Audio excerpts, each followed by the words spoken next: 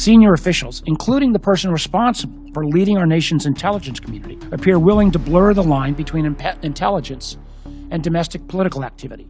There are only two explanations for why the Director of National Intelligence decided yesterday to show up at a federal raid tied to the president's obsession with relitigating the 2020 election. First, she believes there's a legitimate foreign intelligence nexus, in which case she has violated her legal obligation to keep this intelligence community and committees fully and completely informed. Or she is simply attempting to inject the nonpartisan intelligence community into a domestic political stunt designed to legitimize conspiracy theories that undermine our democracy. Either scenario represents a serious breach of trust and a dereliction of duty to the solemn office which she holds.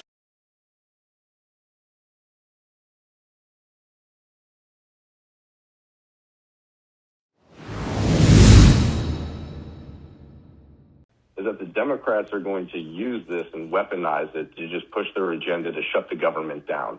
And that's exactly what they did when it came to healthcare, right? Over the longest government shutdowns in history, they actually don't want to help anybody, because if they did, instead of just slamming their fists on the table saying, I'm going to shut the government down like a bunch of petulant children, they won't come to the table. And they cannot accept the fact that murder rates in our country, including in our own backyards, have gone down. Why have they gone down? They have gone down because federal law enforcement is doing their jobs, whether it's Trident in the streets of Cleveland, Ohio, or whether it's immigration services throughout the country. There's a direct correlation between those men and women doing their jobs and Americans being safer. And if anything, it seems like the Democrats don't want a safer world. I mean, we can all agree that we need common sense policing, that investigations should be carried out, and that we always back our men and women in blue. But at the end of the day, Democrats are weaponizing a tragic incident in Minneapolis in order to shut the government down, to make a stink out of this.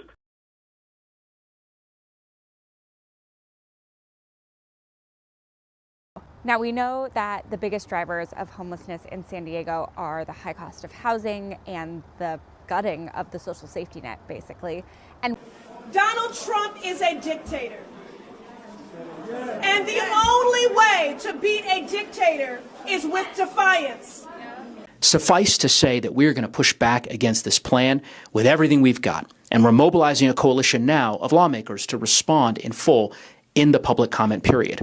But that's what Republicans voted for federal agents attacking, detaining, and killing Americans simply because they disagree with the administration's brutal tactics. I know we're talking about, Renee and Alex, but there were, I believe, 5 people that died, before they were killed.